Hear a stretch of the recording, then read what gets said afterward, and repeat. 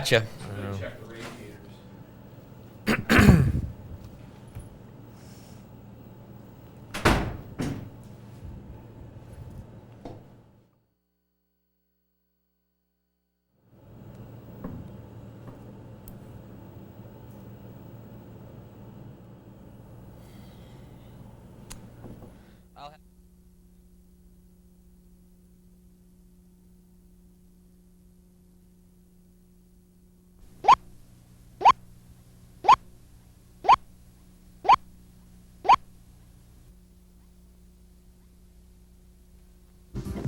On Sunday, January 27th, Tom Amello and Nick Kling from Track Packs will be hosting a special seminar here at the Albany Tower campus.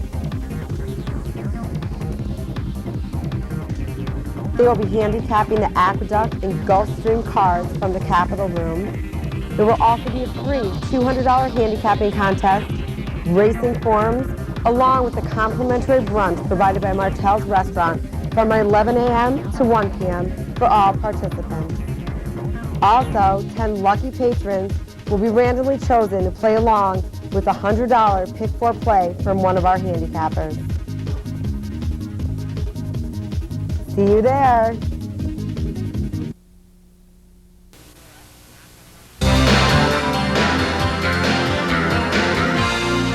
This is the OTB Television Network. Race as they turn for home in the big one. Hard spun, but Curlin is breathing down his neck. Street Sense literally scraping the paint, but Curlin strikes the front, and Curlin is powerhousing home. Hard spun, Street Sense did not go on, and it's all Curlin in the race of the year. For horse of the year, it's Curlin in an absolutely stylish performance. Curlin and Robbie Alvarado win it easy to Hard spun. Awesome Jen ran on late for third, then Street Sense, Tiago, Any Given Saturday, Lawyer Ron, and Diamond Stripes was last.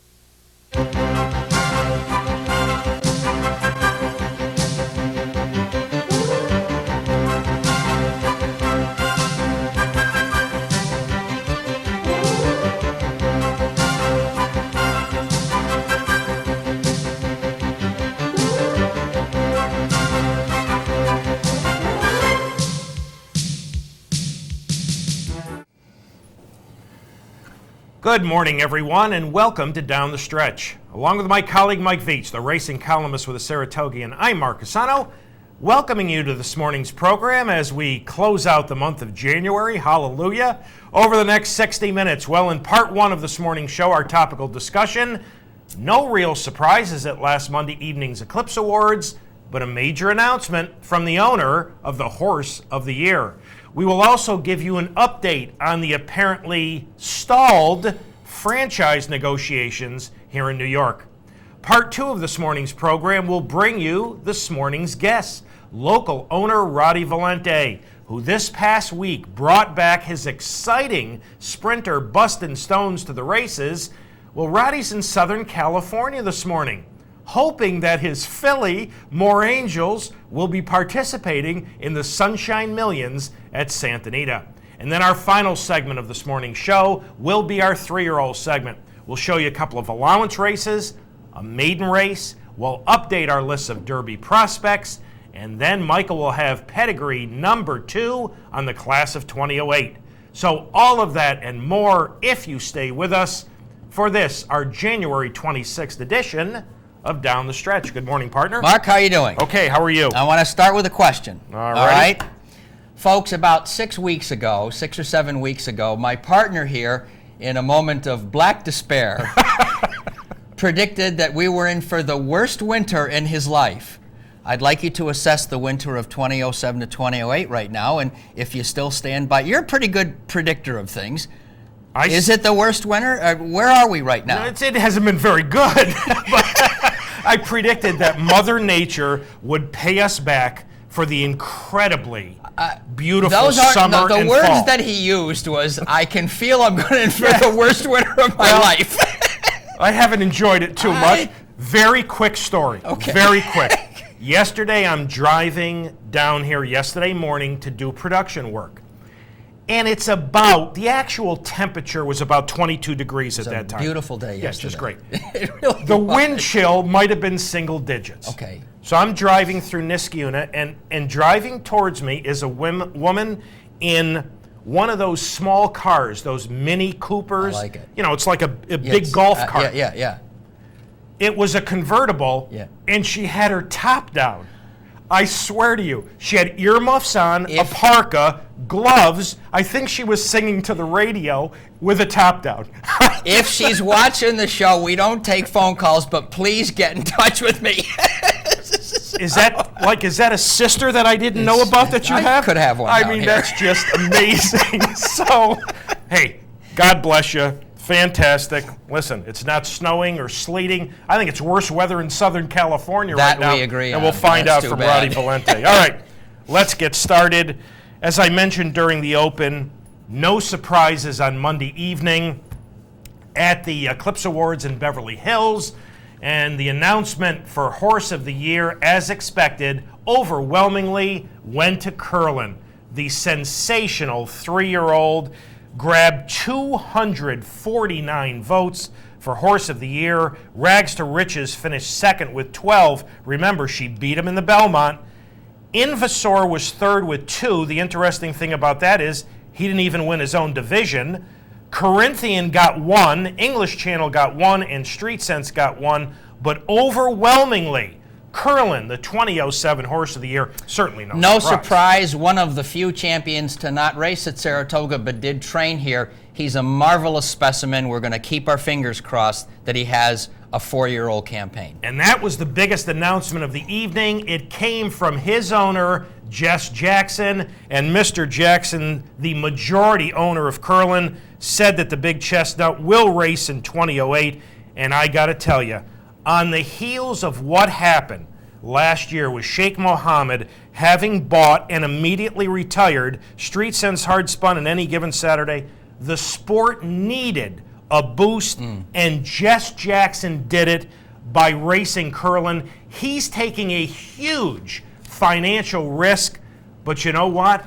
I happen to love people like that who are willing to take a risk. He said the sport needs heroes. He's absolutely right about that. And I don't know how you can't root for Curlin in 2008. You got to root for Curlin. Just set aside all the arguments over ownership and all. You've got to love the horse, and he's going to be marvelous at stud. He's by Smart Strike, who won every Grade 1 race in North America last year. But this is very good news for us. In January of 2008, I want to see a whole campaign out of him. And listen, next time you go out and you're looking to buy a bottle of wine, why don't you say thank you to Jess Jackson by buying a bottle of Kendall Jackson? I mean, it's pretty good wine as it is, and it's our way of saying, you know, thank you very much. You know, think about how much money we pay for a gallon of gas, and I don't want to say thank you at all as far as that goes. Go buy a bottle of Kendall Jackson wine, and you'll enjoy it. All right, as I said, no surprises at the Eclipse Awards. Let's take a look at the champions from 2007. The champion steeplechaser in a runaway and went to Good Night Shirt. The 2-year-old male, as expected, went to Warpass, but he was not unanimous. You know, I get on my soapbox because I don't understand how some people vote. Court Vision got a vote. Kodiak Cowboy got a vote. Think about that a second. Well, I did. You wanna- We got the first Yeah. results a couple weeks ago. In fact, I asked you about that. Yeah. That's Kodiak Cowboy Okay. over Warpass. 2-year-old filly went to Indian Blessing, 250 votes. Country Star finished second with 11. The 3-year-old male, of course, went to Curlin. Street Sense finished second in that category and Hard Spun third. Exactly the way you would think the voting would go. 3-year-old filly. Rags to Riches got 258 votes. Now, folks, there may not be a bigger Octave fan out there than me. I mean, Don Lucarelli has treated us very, very well. I'm thrilled for he and his wife. Octave was a wonderful 3-year-old filly. She got 4 votes. I don't understand how you could vote for Octave over Rags to Riches. And Panty Raid, in an absolute stunner to me. 2 people voted for Panty Raid rather than Rags to Riches. You're much more liberal than I am. Well, I am. Explain to me how you could vote for I Panty am Raid. about stuff like this because I haven't changed my feeling that I don't want restrictions placed on voters and these sort of guidelines. It's hard to explain. Rags to Riches is the runaway best 3-year-old filly in the land and stacks up well against the Colts. All she did was beat the horse of the year. Yes. You know, I mean, and a wonderful effort in the Belmont. But there are people who might take the position that she didn't compete in the second half of the season. I'm not telling you, Mark, I'm justifying it. I'm saying that there are people who want to take the long view. Myself, I took probably a minority view, and I was surprised that you did when we went with Invasor. You could justifiably say, wait a minute, Lawyer Ron ran all year. So it's not, you know, I'm most comfortable in the non-guideline setting. It produces these kind of things. It is hard to understand. But if you ask me to attempt an explanation, that's an explanation I'll attempt. And Panty Raid couldn't warm Rags to Riches up. Okay, let's take a look at the closest category. That was older male. Should have been. And when I say the closest vote, Lawyer Ron got 147 to Invasor's 94. So the 53-vote margin was the closest of the entire evening. Yeah. Ginger Punch overwhelmingly older female. Midnight Loot overwhelmingly male sprinter. Hard Spun did finish second in that category, by the way. Okay. Female sprinter, you know, Merrifield Absolutely, overwhelmingly yeah. over Dream Rush. Male Turf Horse, English Channel in an absolute runaway. Kip DeVille finished second. A little bit of a surprise that Aftermarket, I have no idea why Aftermarket would get 5 votes, but English Channel a runaway. Lahu Dude over Neshoba's Key. Isn't it interesting and rather unusual that Neshoba's Key finished second in 2 different categories? That is very unusual. I salute her for the season that she she had, was you know, wonderful. and that's the thing. Yeah. Now, the individual awards, beginning with the breeder, and, you know, I'm not a big Frank Stronach fan, but Adena Springs has quietly begun to dominate this category. No question They about really it. have. No question about it. Shadwell, the outstanding owner. Stronach actually finished second. Maggie Moss was third. And West Point, who had their career year, was fourth. The outstanding trainer went to Todd Pletcher, 139 votes. Steve Asmussen, second, 65. Kieran, third with 39. Carl Navsger, Billy Mott, Scott Lake, Dale Baird, Larry Jones, Graham Motion all got votes. The outstanding jockey, as expected in a runaway, Garrett Gomez. Robbie Alvarado was second. Somehow Russell Bays was third. And the apprentice jockey, you know, Carol Cedeno finished second. And she's a wonderful young rider, but Joe Talamo got almost all the votes. There were a total of 300 ballots sent out. 267 were returned for an 89% voter participation rate. But as expected, no surprises, very little drama, but the most important announcement of the night came from Jess Jackson on Curlin running this year, and I'm thrilled. It really did, and I am thrilled. So just a few reflective comments about it before we move to the next topic, in particular with regard to Saratoga. A couple of things struck me with the Eclipse results this year. The Whitney handicap, folks. Lawyer Ron probably won his title with those 2 races at Saratoga, or at least they put him over the top. Folks, in the last few years, the Whitney handicap has led to these Eclipse champions. Victory Gallop, Lemon Drop Kid, Left Bank, and Invasor. That's in the last 8 years. That's really remarkable. And curiously, the Gopher Wand has done a similar thing with Ginger Punch and Sky Beauty, Hidden Lake, Azeri, and Ashado. We think of Saratoga as the 2-year-old place it is, but these 2 older events, particularly the Whitney, the prestige of the Whitney leading to Titleist. And very quickly, the Breeders' Cup. Well, Curlin, Indian Blessing, Warpass, Midnight Loot, Ginger Punch, Merrifield, Lahu Dude, English Channel, all won on the big day, won a title. In the 24 years of the Breeders' Cup, what division has the most titleists? You would know this without looking here. Which division? Which division? The 2-year-old filly. Indian Blessing is 21st out of 24 to win it. Warpass is 19th. Midnight Loot is 15th. Ginger Punch, the 13th for her division, and Curlin, the 12th horse of the year to have won the Breeders' Cup Classic on the big day. But the Whitney is like in this zone of being a great race right now. And you know, because trainers now work back from the Breeders' Cup to find races for their horses, often Saratoga could fall into that gray period. Absolutely. Being late July to early September. But fortunately, we it hasn't remember worked out that way. McLaughlin within Vassar agonizing Yeah. over the 8 weeks Yeah. from Saratoga to Yeah. the Breeders' Cup. Yes. So Yep. this past week, it was announced that NYRA has accepted a temporary extension until February 13th on the franchise issue, which came as a little bit of a surprise to me. Wanted to give you an update. I spoke to Charlie Hayward on the phone yesterday, and if you recall, the last time Charlie was on the show, along with Senator Bruno, toward the end of last year, Charlie used a football analogy to let you folks know where the negotiation stood. And at that time, Charlie said, we are first and goal at the 9-yard line. So yesterday morning, I asked Charlie, at this point, on January 25th, same football analogy, where do you stand? And Charlie said, since I was on the show, I'm going to say that we have had 3 procedure penalties, each of those being 5-yard penalties, meaning that we now stand, we meaning the New York Racing Association, now stands first and goal at the 24. Well, I don't have to tell you, that's not very good news. Now, February 13th is quite a ways away, but so many people got this false sense of security when the January 1st temporary extension went into play. And folks, I've got to tell you something, and we're not going to talk about this for very long this morning. We don't have time.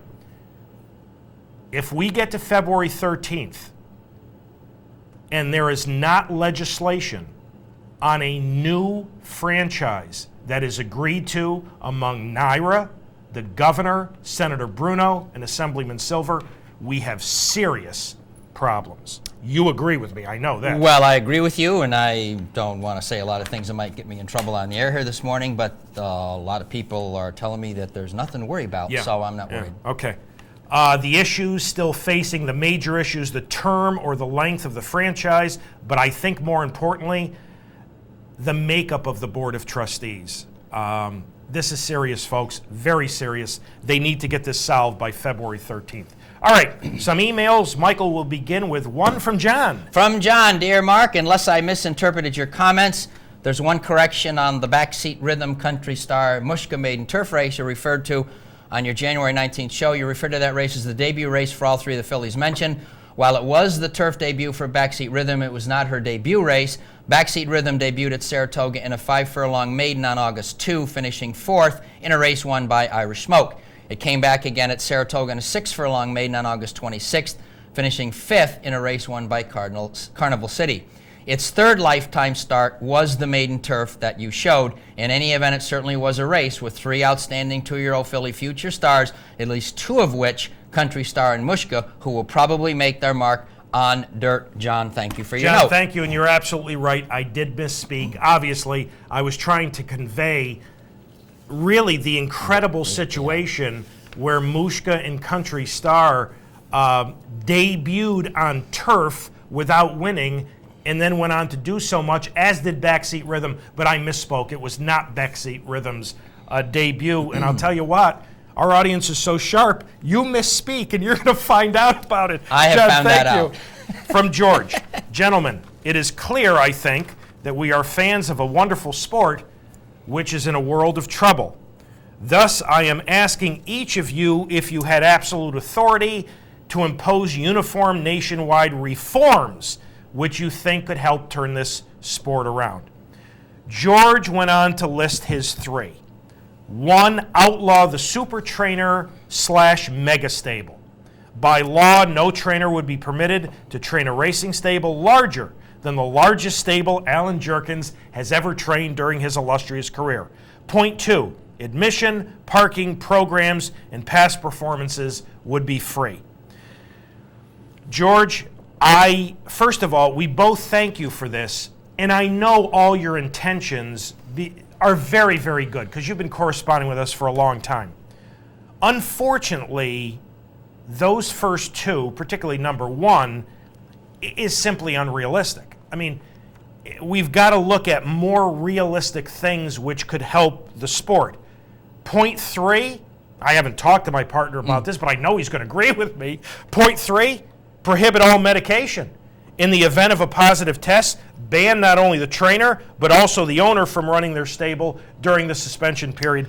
We have to have medication reform. You know, we agree with that. And George, if you haven't noticed it is interesting, the Ontario Racing Commission a couple of days ago on this very topic about how do you deal with suspensions has decided to prohibit the horse from running for 90 days, which is pretty interesting, and I happen to support it quite a bit. George, we wholeheartedly agree. But how can you, in free trade, well, you can't say to, you can't have any more horses than this. I mean, you just can't do that. And you know what? And a lot of people, a lot of our own colleagues really don't understand this. It is critical for people to go to the races because you do need admission, you do need parking, you do need the fees from programs and reserved seats.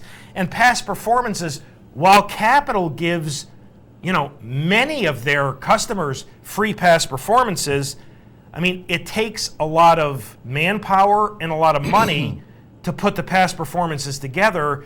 So you just can't do that. And I mean, it is a bit unrealistic. Just a historical note on the Mega Trainer. The numbers may be different in our time, but George, it is true that historically we've had periods where there were trainers who, within the last 150 years, actually produced the same type of results as Todd and D. Wayne Lucas and Bobby Frankel and so forth.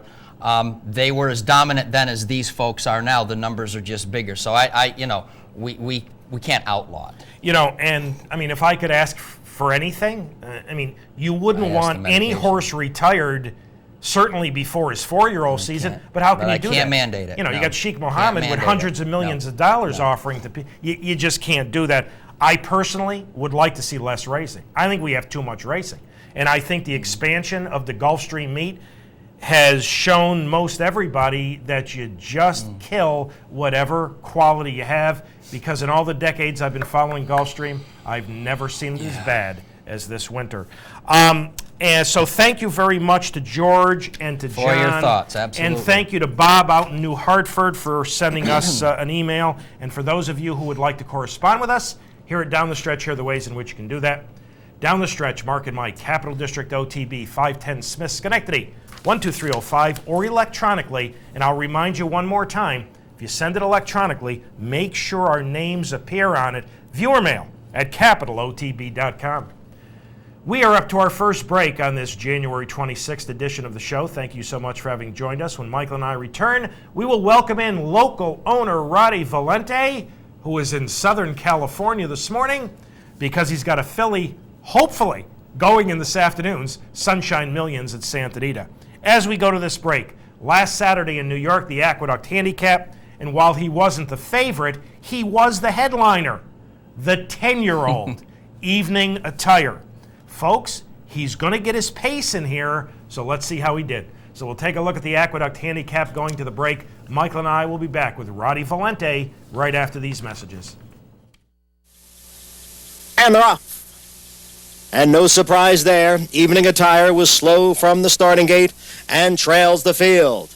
Up front, Judith's Wild Rush and Pink Viper go out for the lead. Pink Viper at the rail, Judith's Wild Rush on the outside. They've opened up 3 lengths on Angliana, who's racing in third. Another 3 to Malibu Moonshine and Sinners and Saints. And at the back of the pack, it's Evening Attire and Shuffling Madness. The opening quarter mile in 23 seconds. And they've reached the backstretch now with Pink Viper on the inside, leading by a head. Judith's Wild Rush on the outside in second. Now a 6-length break. Back to Angliana in third. Malibu Moonshine on the inside. Sinners and Saints on the outside. Those two are together, fourth and fifth. The break of 4 to the 2 trailers. Evening Attire and Shuffling Madness. The opening half mile, 46 and 4/5 seconds. And now there's less than a half mile to the finish. And it's still Pink Viper and Judith's Wild Rush dueling it out here as they head for the far turn. Judith's Wild Rush on the outside now puts a head in front of Pink Viper. 2.5 lengths to Angliana, then Sinners and Saints. Malibu Moonshine is running in fifth. Evening Attire is in between horses, now about 6 lengths from the lead, and on the outside it's Shuffling Madness. And now there's a quarter of a mile to the finish, and Judith's Wild Rush is in front. Angliana on the outside in second. Farther back, it's Sinners and Saints. Evening Attire now moves to third, still 5 lengths off the lead with less than an eighth of a mile to the finish. On the inside, it's Judith's Wild Rush. Angliana on the outside. Evening Attire continues to gain, but now only 70 yards to the wire, and Angliana has won the Aqueduct Handicap. It was close for second between Judith's Wild Rush and the 10-year-old Evening Attire.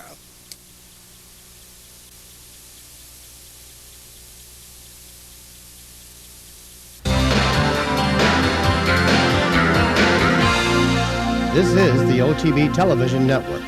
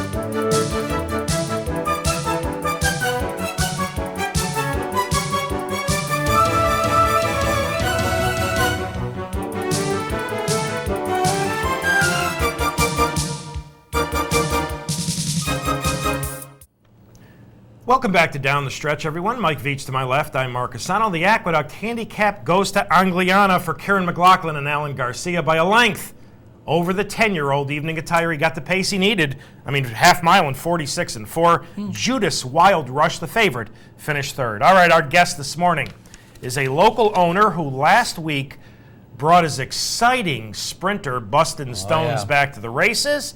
He joins us today from Southern California, where later on he will have more Angels Go in the Sunshine Millions Filly and Mare Sprint.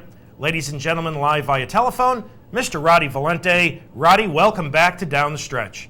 Good morning, Mark, Mike, how are you? Hi, Good, Roddy. Roddy. How Very are good, you? thank you.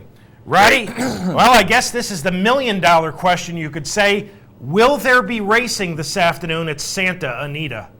Right now, Mark, they definitely are planning on running. I just talked to Steve Caceres. He had just got done walking the track. I'll be honest with you, being in the gravel business, there's probably more of the surface scraped off to the rail than there is on the track. Wow. But they said that the track right now is basically very even. At 8 or 8:30 West Coast time, they're going to put a couple of horses out on it. But definitely they're going to try to start this thing. I think the only thing that would hold it up if the jocks feel it's unsafe after they run a couple. Right. Well, Excuse me, Mark, but you'll see times today, believe me, from what I'm looking at, of the surface being scraped off. They'll be running 107, 106 out here for 3/4. Yeah, okay. Roddy, let's talk about Bustin' Stones. Last year, we had you on the show. We were looking, after his third straight win, we were looking forward to him in the Riva Ridge on Belmont Stakes Day. Unfortunately, he didn't make that race and actually never raced again for the remainder of 2007. Remind our audience what sent him to the sidelines. That we were pushing for the Woody Stevens at the time that I last spoke, gentlemen, and he came up with another small chip and took the heart out of us, to be quite honest. And we didn't want to go on with him. We tried one more time to do the right thing by him. We did. We got him back to the races, and right now Bruce tells me that he came out of the race better than he went into the race. Well, that's fantastic because, Roddy, we've been in this game so long that you got to be realistic. More times than not, in fact, far more times than not, when a horse is sent to the sidelines from an injury-induced situation, they do not come back, as good as they were. As you were bringing Bustin' Stones back to the races, realistically, what were you and trainer Bruce Levine thinking? Our goal at the time was we sent him down to Goldmark, which is the only synthetic track that's in Florida, and we had sent him down there, giving him his best chance to come back on the synthetic, hoping that we could get him back to the races, number one. And naturally, you don't want to press on one coming off of knee surgery. And we got him up here when we breezed him 2 times over the dirt. And, Bruce had said to me, Rod, let's just get a race under him and see where we're at. And quite honestly, Mark, if he ran second that day and ran the race that Whistling ran, we would have been ecstatic. But it's just amazing how much potential. This horse wasn't even cranked for this race because you don't want to lay into one coming off of that kind of a layoff. It's just scary, the potential. I mean, he ran 104 Buyer. This horse is, every time he's been headed, he's never let a horse get by him. I talk about him. I try not to pinch myself because if it's a dream, I just want to sleep a little longer. Yeah. I gotcha. Absolutely. Roddy, you actually answered a couple of my other questions. You told the audience Bruce didn't really have him all that tight for this race, did he? Believe me when I tell you this, because Bruce and me, we talk all the time. I know exactly what the horses are doing with him. There's a good dialogue. This horse, he said, Rod, I'm probably going to get him beat on you, but he said, let's get him over there. And, the rest you can see in the race. I mean, I just, at some point, you just pray to God that you can get a campaign out of a horse that has this raw ability. And, the rest is up to the racing gods. Ramon Dominguez rode him for you here as we're taking a look at the slow-mo. He also rode him for you in his very first 2 starts last year. So Ramon's got a pretty good basis of comparison. What do you have to say after the race? I'm going to be honest with you. He said to Bruce, and I was listening for this one, he said to Bruce, he said he felt better now than he felt last year. Great. Boy, that's Roddy, that is absolutely amazing. You told our audience Bruce told you he came out of the race is doing better than when he went into it. What's next for him? General George is our goal on February 18th. Superb. Realistically, and you said you didn't want to pinch yourself because you might wake up, but realistically, how good do you think he can be? That's a great question because, Mark, with this type of horse, with the ability that he does have, number one, and with his problems that come with him, I think in my heart, and being around the game for as long as I've been, I think the horse can be anything. And I'm not saying that because he's my horse, but he's such a special horse, and he has the heart to run with good horses. I just hope I could lead him over there at one point and have him be competitive against grade 1 or grade 2 horses and really see where we stand. Well, we are certainly going to look forward to the General George with great interest. But later this afternoon, you've got more Angels in the Sunshine Millions Filly and Mare Sprint. And for a discussion on her, here's Michael. Rod, good morning. It's good to speak with you again. Thank you, Mike. Good to talk to you. And thanks for being so candid about Bustin' Stones and, letting people know that there are strategies that you have to deal with when you're coming back off an injury, because a lot of folks, I think, learned a lot from your answer there. But you're running for $300,000 this afternoon. We hope that you get that far. And my first question about More Angels is, about a year ago you claimed her. And I'd like you to tell our audience a little bit about, what you're thinking, what you're looking for when you reach into the box and do something like this.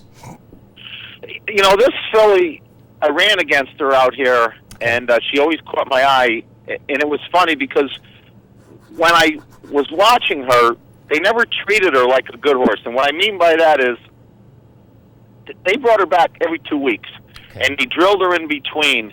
And able to give a horse a chance to reach their potential, you've got to have 4 or 5 weeks in between starts to let them give you the big race to see what's really under them. And I'd watched this filly, and I watched her, and I said, they lead her over there. She had 17 starts, I think, between 2 and when she was a 3-year-old, and it was less than a year that she had 17 starts. And when I looked at her, I said, this filly just needs a little blow between starts. And the other thing that I think the only part of the equation that I could take a little bit of credit for is that I had told Bill Spar, I said, Bill, I think this filly really wants to sprint. And everybody was running long. And, you know, she was running long, but she was doing it on guts, but she wasn't doing it with authority. So he dropped her back, and even Migliore said, he said, Bill, this is what this filly wants to do. So we kind of stuck with that game plan with her. And as she got used to running a couple times, 3 quarters, you know, her races just got better and better. And then, you know, we brought her home to Bruce, and Bruce had some real good luck with her in New York. And honestly, this, you know, I listen to a lot what jocks have to say, but Johnny V said it.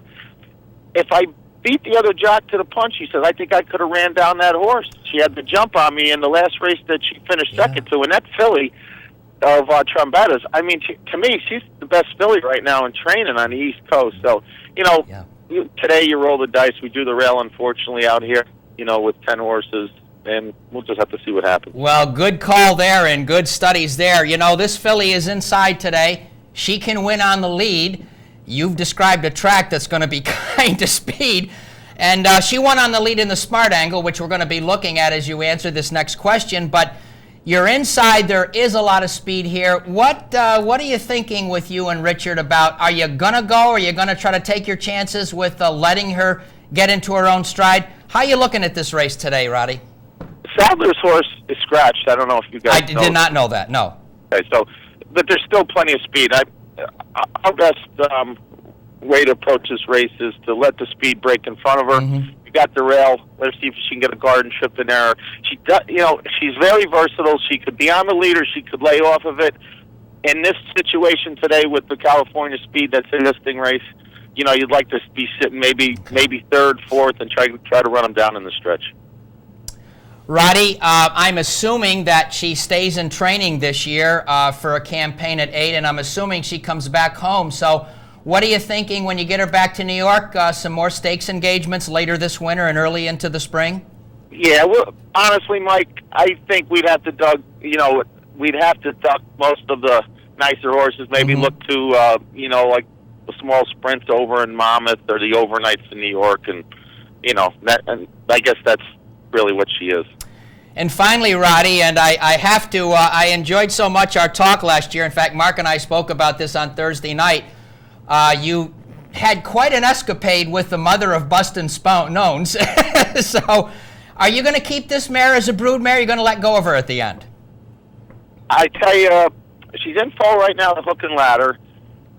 We made a call after Bustin' Stones won on Monday. Empire Maker's book is full, but they said, run the horse in the General George, and maybe we could open up the book back for you. So that would be, I want to, you know, maybe try to breed her to something that's got some distance in there, the Mr. Prospector line, and something that's, you know, sound, so maybe we can get a little distance out of him. I tell you, though, Bruce even said it to me yesterday. He said, Rod, I'm still dying to run this horse longer. So isn't that something? Well, well, listen, Rod, for my part, thanks so much for being with us this morning, okay?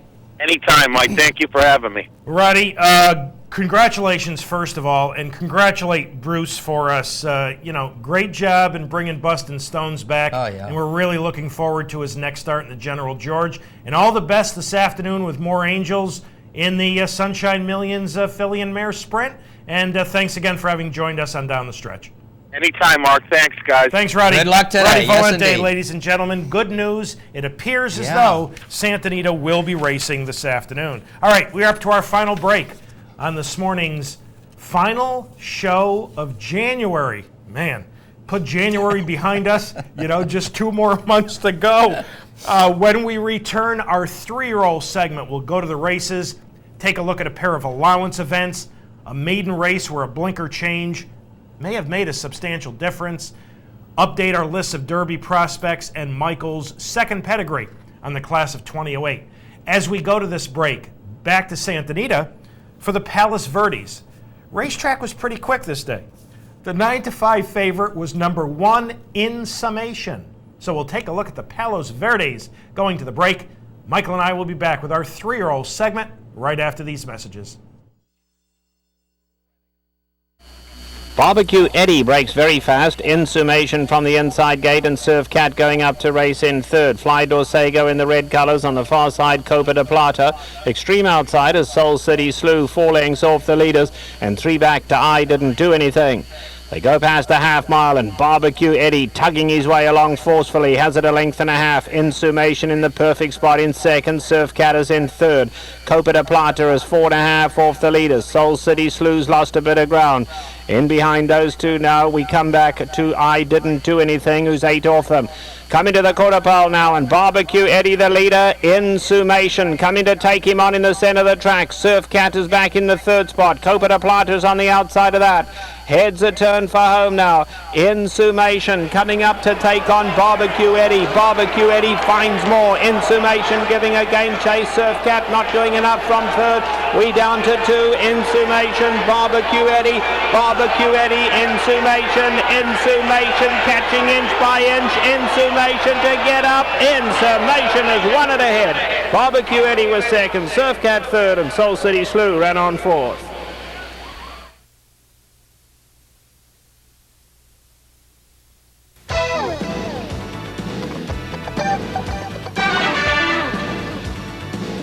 This is the OTB Television Network.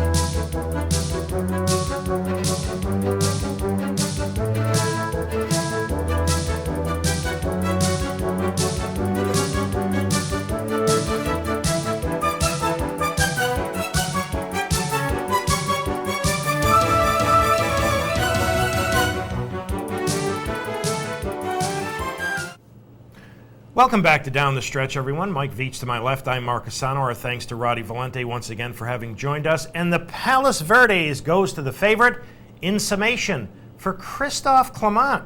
Boy, you don't think about Christophe Clement and sprinters. Not sprinting dirt in California. Absolutely, Rafael Bejarano by a neck over Barbecue Eddie. Now, never, as far as I can remember, in the 35 to 40 years that I've been involved in this sport, have I ever uttered the following phrase: 6 furlongs in 106 and 3. Not in the Western Hemisphere, anyways. Good Lord.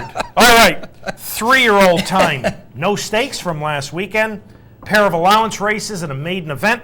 We're going to begin last Saturday at the fairgrounds. Non-winners of a race other than at the somewhat unusual distance of 1 mile and 40 yards. And you're going to watch number 7, Dennis of Cork. Second lifetime start.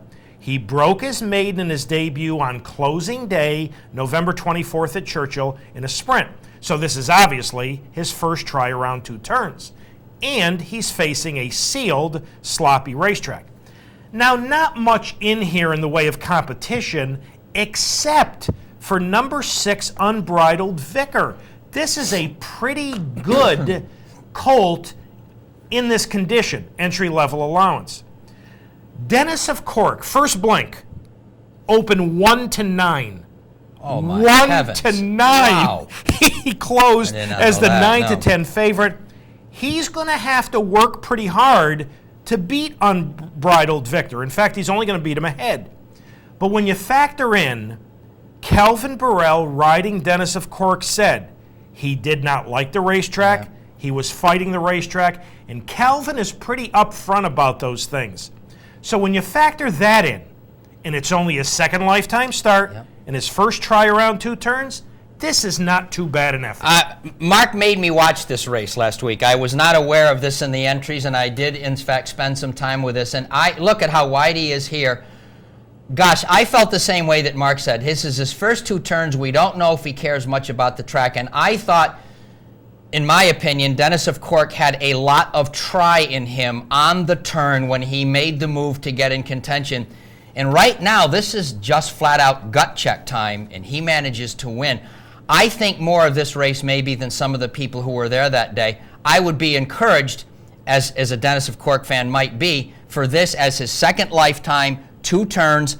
I don't know that I could call Fairgrounds quirky. I don't know enough about it. But let's put it this way. He had some hurdles to make in his second lifetime start, and he handled them pretty well. Yeah, and if Calvin said he's fighting the racetrack, and you know, Calvin's pretty accurate about that sort of thing. And really, Unbridled Vicar is, you know, he's a pretty decent 3-year-old. So the more I thought about this and watched it, the winner is by Harlan's Holiday out of an Unbridled mare. I told you before when we looked at his maiden race, he reminds me of Unbridled. He is likely to ship to Oaklawn for his stakes debut in the Southwest Stakes. Now, next up is last Monday at Gulfstream, an allowance race for 3-year-olds, non-winners of a race other than, at 9 furlongs. And in front is the 8-5 second choice, Fierce Wind. He is being pressed from the outside by the 7-10 favorite, Southern Terminus. Now, Fierce Wind, who had broken his maiden in his 2-turn debut in last at Calder, is going to repel this steady, constant pressure and draw off in the stretch for a 5 1/4 length score for Nick Zito and Cornelio Velasquez. 9 furlongs and 52-1, you know, not exactly, you know, jumping through hoops over that. But I want to tell you, at this time of year, when you get a 3-year-old going in the right direction, going 2 turns for a guy like Nick Zito, that's important. I mean, 1 1/8 miles, 9 furlongs, that's a magic number so early in the year. And the fact that he can do this and do it like this, I think, is important. And again, as Mark said, for Nick Zito, this is doubly significant that he would choose this race. There was some talk about him before he ran. He certainly delivered. You know, they only paid $90,000 for him. He didn't show anything in his first 2 starts, which was a sprint at Saratoga and a sprint at Delaware. Now, he broke his maiden by 10 1/4, and he won that, you know, by 5 1/4. He is obviously moving in the right direction and likes stretching out. Nick Zito has talked about Fierce Wind being one of his Florida Derby horses. On Thursday, and we're not going to show you this race because it was a sprint, and I have to draw the line somewhere. And usually at this time of the year, the line is a mile or longer. But Kieran McLaughlin had a nice allowance winner by the name of Make the Point on Thursday at Gulfstream. But last Saturday at Gulfstream, a maiden event at 1 1/8 miles. And number 2, sitting 4th in behind horses, is the eventual winner, Elysium Fields. Winless in his first 3 starts, he was adding blinkers for Barclay Tagg. And the son of El Prado is going to overcome some traffic. He's going to get through inside turning for home, and he's going to draw off to an impressive 8-length romp under a Barcoa. 151 2/5. So was it the stretch out? Was it the blinkers? Is it the case of a young horse just maturing and finding himself? But again, Barclay seems to have one going in the right direction. Pretty interesting. I quite agree. Then this is a horse from the family of Triple Buck and Anu, both graded winners, who could get up to 1 1/8 miles. We'll see about this guy's pedigree down the road. I haven't looked at all. But this is a very, very stylish performance right here today. He began his career with a 2nd at Laurel. In fact, he was 2nd in each of his first 2 starts, and a disappointing 3rd at Calder, but they put blinkers on him. He showed a little more early natural speed and looked good. Now, I'm not much on Greek mythology, but isn't Elysium Fields from Greek mythology? Got me. Don't know. You're the teacher. You're supposed to tell me everything. Well, I've been out of the classroom for a few years, so okay. I'm in a different life now. Help Mark, me. But John or whoever, help me. I think Elysium. Home and Google it, will you? I think Elysium Fields is something to do, I don't know what, but with Greek mythology. Okay. those allowance races, the maiden race in the book, it's time for us to update our list of top Derby prospects, and we are inside of 100 days to America's greatest race. And here's my partner's second list of his Derby top 10. Well, not a lot of updating here. We brought Tale of Akati here. I was going to eliminate him, and Mark reminded me a couple of nights ago that Mushka's not going to be running for a while, so we didn't take her. We took her off the list. But anyways, I've still got Warpass on top. And just a little trivial note here, but I find it a bit significant and may write about it this afternoon for tomorrow's column. Warpass on the experimental, that's not very fashionable anymore, but the Jockey Club handicappers who ranked the crop of 2007 made him 7 pounds better than the next horse, so that might be something significant. That's big, you know, yeah. that's a big Yeah. stretch, you know. Yep. And it's either he's that good or the crop is weak or whatever. But I found that a little bit significant. No change in number 2, Court Vision, who we'll discuss a little bit later. Pyro stays there. The Hollywood Futurity winner stays there. Z Fortune would have joined this list in some fashion because of his performance at Fairgrounds a couple of weeks ago in the Risen Star, was it? Was it? The LeCompte. I'm sorry, the Yes. LeCompte. I apologize. The very flashy Elgato Malo, who his owner is such a delight to speak with about this. Nix Anaknakal, Majestic Warrior from Belmont, Country Star, the filly stays there. I've got her in the 9 slot. And Barclays Belmont Futurity winner, Tale of Akati, rounds out my top 10. Probably after Fountain of Youth, I'll pull a mark and go longer than 10, but I'm thinking about it. All right, 98 days to the Kentucky Derby. All right, let's take a look at my list. Again, it's 24.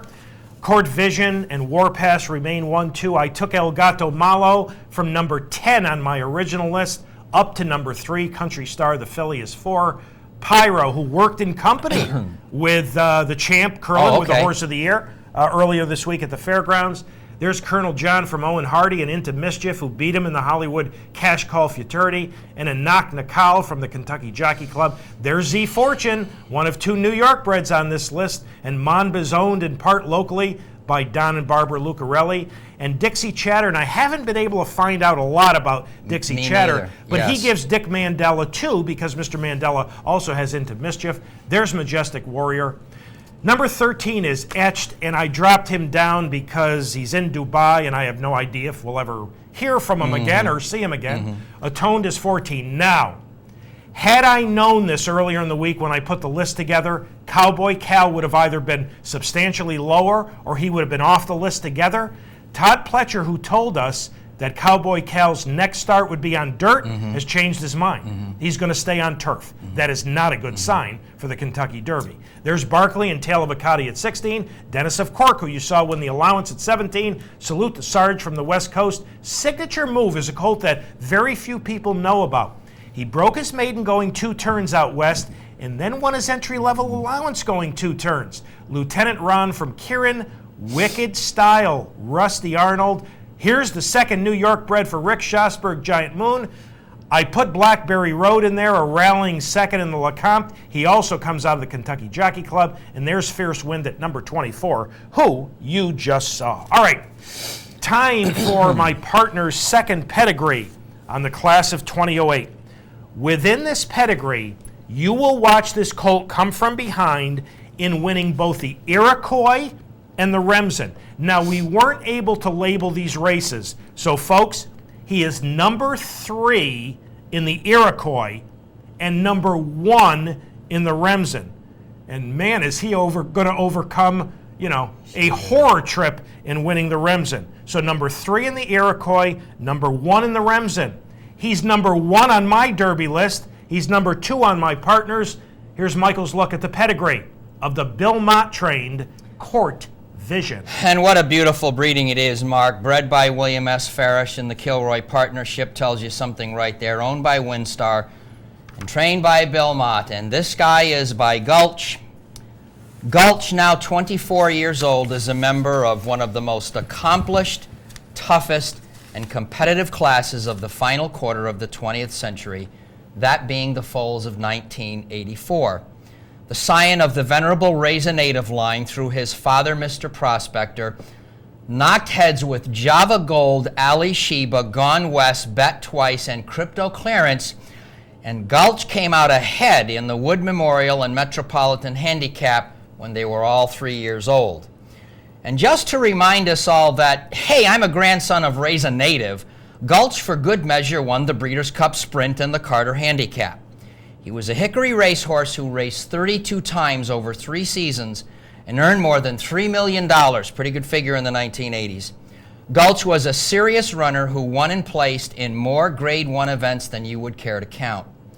At stud, Gulch has been a consistent gem. Some may have been surprised when his son Thunder Gulch won the Derby, Belmont, and Travers, but Gulch's mom was ladies handicap winner Jamila, she bringing some stamina balance to his muscular power provided by Mr. Prospector and Raise a Native. Gulch has also sired English champion Naif plus top American runners Valenta, The Cliff's Edge, and Golden Gear. Gulch has crossed very well with mares by Northern Dancer line stallions. The Cliff's Edge is out of a Danzig mare, and Thunder Gulch is out of a Stormbird mare. And that brings us right to Court Vision, whose mother Weekend Storm is by Stormbird. Weekend Storm is an unraced daughter who belongs to one of the rich and classically oriented families of William S. Farish. The mother also of stakes winner in Hong Kong, Garcia Marquez. She is out of the great producer Weekend Surprise. Herself a winner of the Schuylerville Stakes at 2 and placed in the Grade 1 Santa Margarita at 9 furlongs to Adored and in the Grade 1 Delaware Handicap at 10 furlongs to the same runner. Weekend Surprise is the mother of Horse of the Year AP Indy, winner of the Breeders' Cup Classic and Belmont Stakes, and himself one of the great sires of our time. The mother of Preakness and Pennsylvania Derby winner Summer Squall. The mother of stakes winner Eavesdropper, third in the Grade 3 Fall High Weight at 6 furlongs. The mother of Welcome Surprise, winner of the Grade 3 Dogwood Stakes at 8.5 furlongs. The mother of Honor Grades, good sire himself, placed in the Grade 3 Derby Trial at 1 mile. And finally of Weekends in Seattle, placed in the Grade 1 Coaching Club American Oaks to my flag at 1.25 miles. Weekend Surprise is out of the Buckpasser mare Lassie Deer, the dam of 3 stakes winners. They are Wolfhound, winner of the Prix de la Forêt, a Group 1 at 7 furlongs. Spectacular Spy, winner of 2 minor juvenile stakes in England. And Foxhound, the winner of 2 juvenile group stakes in France. Lassie Deer is also the grandmother of champion Lemon Drop Kid, winner of the Belmont Travers Whitney, Suburban, and Woodward in his distinguished career for Laddie Dance and Scotty Schulhofer. Fourth Dam Gay Missile is yet another element of high class for Court Vision. Winner of the Ashland Stakes when it was at 6 furlongs, she produced French champion Gay Messine, winner of the Grand Prix de St. Cloud at 12.5 furlongs, and the producer of Galopiat, winner of the Oakland Handicap in North America at 1.16 miles. So Court Vision is a product of generations of thoughtful matings by one of America's most thoughtful breeders in Mr. Farish. His champions alone include a group with names like Sakawista, AP Indy, Lemon Drop Kid, Storm Song, Summer Squall, Mineshaft, and Charismatic. The list goes on and on with names like Secret Status, Run Up the Colors, Bet Twice, and Bien Bien. His mark is enduring, and he has given Court Vision all the paper he needs to join his list of important contributions to the breed. Mark, this is a wonderful pedigree, very solid at 9.925. It's just one of the ones on the Derby Trail this year. So by Gulch, out of Weekend Storm, and that's classy on the bottom of the pedigree. Yeah. Now, he hasn't faced, much quality competition. He ran very, very slowly in the Remsen, and I just like what this colt has learned and overcome in his 4 starts at 2. He is owned by Windstar, who also owns Colonel John. He is bred by Farish and Kilroe, their partnership, and trained by Billy Mott. A 10.0 on top for the sire Gulch. A classy 9.85. Would you agree with that assessment? It's a very rich 9.85. I mean, it's one good race after another in there, yes. For an overall rating of 9.925 for Court Vision. So thus far, Michael has done 2 pedigrees. His number 1 is my number 2. That's Warpass. My number 1, Court Vision, is his number 2. And those numbers are really awfully solid. Warpath 10.450 and Court Vision 9.925. Michael, thank you very much to do. for that Absolutely. look at Court Vision. All right, final reminder for those of you who would like to correspond with us here at Down the Stretch, and for those of you who can tell me if Elysium Fields does have something to do with Greek mythology, here's the way you can reach us down the stretch. Mark and Mike, Capital District OTB, 510 Smith, Schenectady, 12305, or electronically at viewermail@capitalotb.com. Time to thank all the folks who helped get this week's show on the air, and Dan Hayes directed, and Pat Perrette and Kurt Flick and Pete Persico, and our associate producer Julie Hoxie. And special thanks to this morning's guest, local owner RODDY Valente, who is in Southern California with more Angels preparing for this afternoon's Sunshine Millions Fillion-Mare Sprint, worth about $300,000. Good luck, Roddy. That's wonderful. That's as we were talking off camera, that gets the stud fee to Empire Maker if she wins today. So good luck to Roddy, and let's hope that everything, the weather holes, they'll scrape the track. Today. You know, let's hope that it is a safe surface and the jocks give it a go. And we've got 4 Sunshine Millions races at Gulfstream and 4 at Santa Anita. We've got a very interesting allowance race for 3-year-olds at Gulfstream just before the start of the Sunshine Millions series of races. So, you know, while Gulfstream, I said this earlier, I'll stand by this for all the decades I've followed it. I've never seen anything like this. The quality is so bad this year, so you better enjoy the good quality races this afternoon. So have a good weekend. Enjoy the weekend, indeed. Ladies and gentlemen, as always, thank you so very much for having joined us this morning on Down the Stretch. We appreciate it. Have a wonderful weekend. Enjoy the racing action from coast to coast, including the Sunshine Millions. Have a wonderful upcoming week, and Michael and I will see you next week.